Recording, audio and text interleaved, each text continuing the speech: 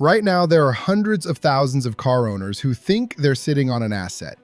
By 2027, a lot of them are going to find out they've been driving a liability the whole time. We're talking about vehicles losing 50, 60, even 70% of their value in 3 years, not because they broke down, not because they got rear-ended, but because the market moved and left them behind entirely. I went through the depreciation data on every vehicle bleeding value right now, and I pulled the 10 most likely to be nearly worthless by 2027. Some of these are EVs trapped in a price cut spiral where the manufacturer is actively undercutting the used car market for their own product. Two of them have active battery fire recalls that make them nearly impossible to sell at any reasonable price today. And one of them is a luxury SUV where the steep depreciation is just the beginning of what you're losing. If you own any of these or you're thinking about picking one up used, you need to know this before 2027 turns that trade-in into a number that doesn't make sense. Starting from the least bad, working up to the one I'd move fast on if it were sitting in my driveway. Number 10. Hyundai Ioniq 5. The Ioniq 5 was a genuinely impressive car at launch. Well-designed, fast, finished in a way most early EVs weren't. The problem isn't the car. The problem is what Hyundai keeps doing to the market around it. Every year they cut the price on new Ioniq 5 models, and every time they do, the resale value of every used Ioniq 5 already on the road drops with it. Owners are losing an average of $5,900 per year in value. That number compounds, and it doesn't slow down. A 2023 Ioniq 5 that started around $50,000 is projected to be worth somewhere between $20,000 and $26,000 by 2027. That's a potential $30,000 loss in 3 years on a car that's running perfectly fine, and with another refresh and another round of new model price cuts likely before then, used 2023 and 2024 inventory has nowhere to go but further down. Number 9. GMC Acadia. This one isn't about a single dramatic event. It's about reliability scores that guarantee the used market will always price it low and then price it lower. The 2024 Acadia lost 22% of its value in the first year alone, dropping from $41,369 at MSRP to around $31,400 used. That's nearly $10,000 gone before you've made 12 payments. And J.D. Power's 2026 Vehicle Dependability Study ranked the Acadia in the bottom 5 for quality complaints. Infotainment systems that freeze, an engine with a ticking noise on some trims, a transmission that hunts for gears. When scores that bad follow a vehicle into the used market, buyers negotiate harder, private sales sit longer, and dealers discount deeper. The Acadia doesn't just shed value fast. Those reliability numbers make sure it never hits a floor where buyers feel confident enough to stop pushing. Number 8. Ford Mustang Mach-E. Ford EV sales dropped more than 60% year over year in early 2026. And the Mach-E wasn't just part of that decline, it's been at the center of it. 5-year depreciation is running 55 to 60% total, which means a Mach-E that left the lot at $45,000 is projected to be worth somewhere between $18,000 and $23,000 by 2027. And that number assumes Ford stops cutting prices on new models, which they haven't. Buyers already know they can find a pre-owned Mach-E with low miles in the low 20s, so every discount Ford puts on new inventory pulls the floor on used ones down another notch. Layered on top of that are active recalls involving headlight failures and ongoing concerns about Blue Cruise software. None of those are catastrophic on their own, but combine a bruised brand story, a steep depreciation curve, and open recalls, and you've got a vehicle where every single factor is working against the person trying to sell it. Number 7. Chevrolet Bolt EV.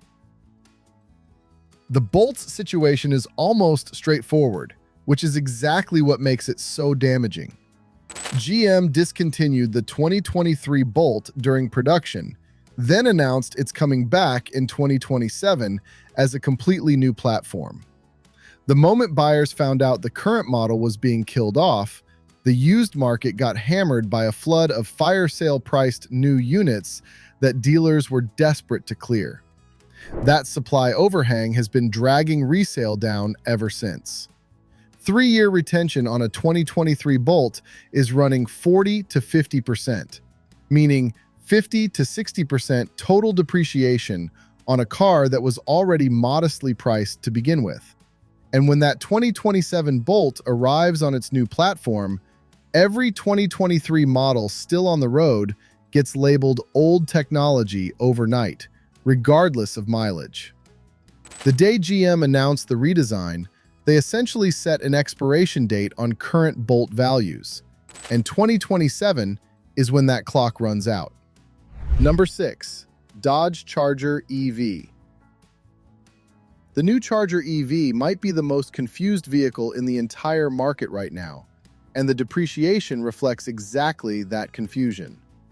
Dodge tried to revive the Charger nameplate as both a gas and electric platform, and it isn't connecting with either crowd. Hardcore Dodge fans wanted the Hemi V8. That engine is gone, replaced by a twin-turbo inline-six that makes the right numbers on paper, but none of the right feelings for the people who actually bought Chargers. EV buyers with $40,000 to $60,000 have a dozen more established options and zero reason to take a chance on an unproven platform. Some trim levels are already reporting first-year depreciation exceeding 50%, meaning buying a $50,000 Charger EV today and having a $25,000 car in 12 months isn't a worst-case scenario. It's the trend. The collector market that typically backstops muscle car values has made clear they don't see the EV version as part of that legacy.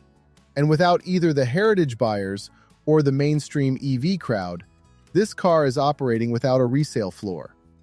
Before we get into the top 5, if this kind of research is useful to you, hit that like button and subscribe. It genuinely helps the channel. Now let's get into the ones where the losses start getting serious. Number 5. Tesla Model Y.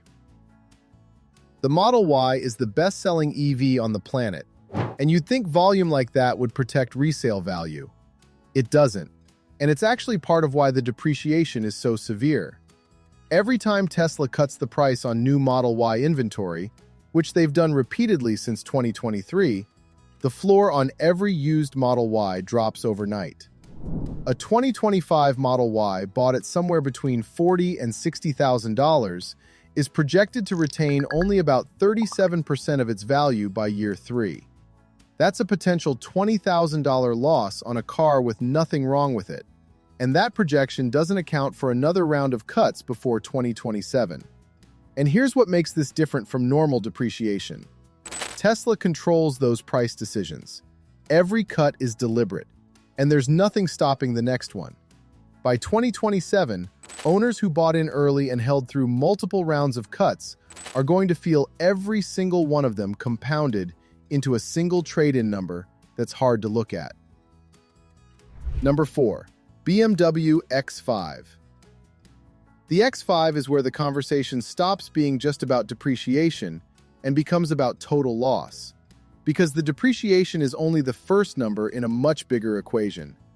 A 2022 or 2023 X5 that started at $66,000 is projected to retain somewhere around 50 to 55% of its value by 2027, meaning a potential $30,000 loss in 3 years on the vehicle itself.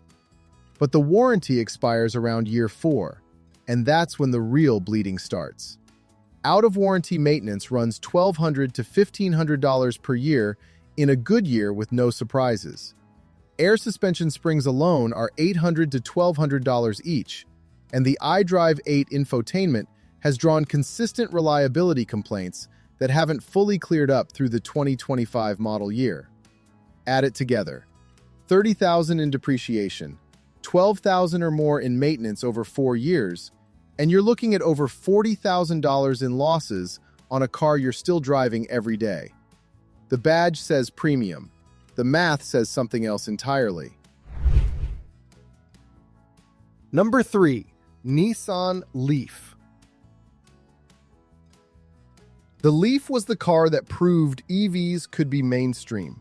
By 2027, it's going to be the clearest example of what happens when a platform doesn't evolve fast enough. A 2021 or 2022 Leaf that you bought new for around $28,000 is already trading at $9,700 on the used market, and dealers are offering $8,600 at trade-in. 3-year projections put these somewhere between $8,000 and $12,000, which is a $16,000 to $20,000 loss on a $28,000 purchase. The core problem is the platform itself. No active thermal management on the battery, meaning degradation is real, measurable, and not reversible. Every new EV that launches between now and 2027 makes the Leaf look more dated, and the owner abandonment rate is already the highest in the segment. People aren't holding these, they're finding any exit available. That exit pressure only builds as the competition widens, and by 2027, there won't be many buyers left to absorb it. Number 2. Lincoln Corsair Hybrid. The Lincoln Corsair Grand Touring's problem goes further than any depreciation curve.